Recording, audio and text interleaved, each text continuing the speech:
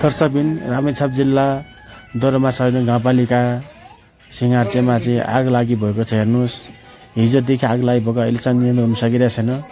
लगभग सैलुङ जङ्गल आदि जलिसकेको छ। हेर्नुहोस्, टोकरपुरको सिंगारचेको हेर्नुहोस्, एकदमै त्यहाँको जीवजन्तुलाई धेरै तनाव भएको छ। कहाँ जाने के गर्ने, हेर्नुहोस् त भागाभाग भइरहेको छ। हेर्नुहोस्, लगभग सुनेको अनुसार बाघहरू पनि गाउँ छिटिसकेको भन्ने सुनेको छु।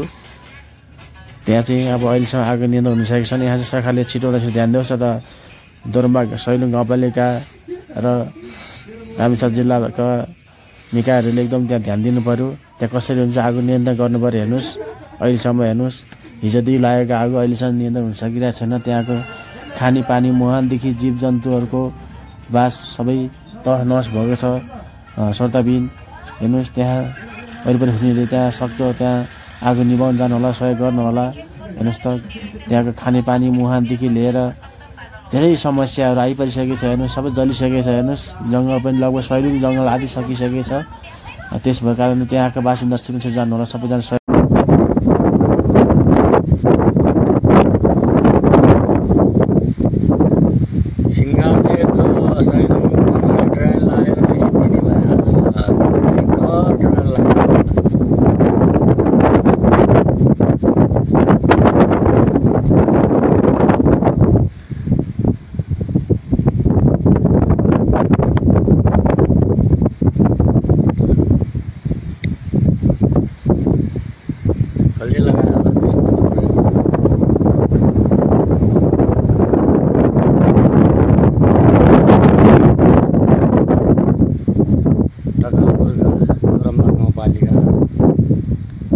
माथिबाट सुरु भएको आगो सैलुङको टुप्पामा निस्किनु लाग्यो।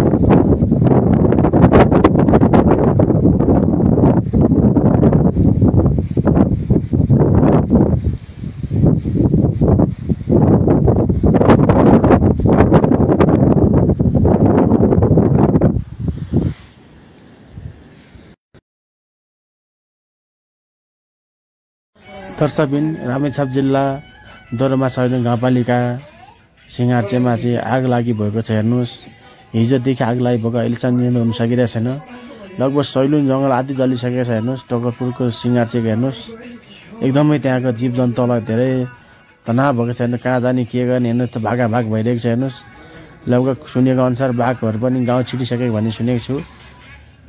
त्यहाँ चाहिँ अब अहिलेसम्म आगो नियन्त्रण हुन सकेको छैन। यहाँ चाहिँ सरकारले छिटो ध्यान दियोस् र दोरोमा सैलुङ गाउँपालिका र रामेछाप जिल्लाका निकायहरूले एकदम त्यहाँ ध्यान दिनु पर्यो। त्यहाँ कसरी हुन्छ आगो नियन्त्रण गर्नु पर्यो। हेर्नुहोस्, अहिलेसम्म हेर्नुहोस्, हिजोदेखि लागेको आगो अहिलेसम्म नियन्त्रण हुन सकिरहेको छैन। त्यहाँको खानेपानी मुहानदेखि जीवजन्तुहरूको बास सबै तहस नहस भएको छ।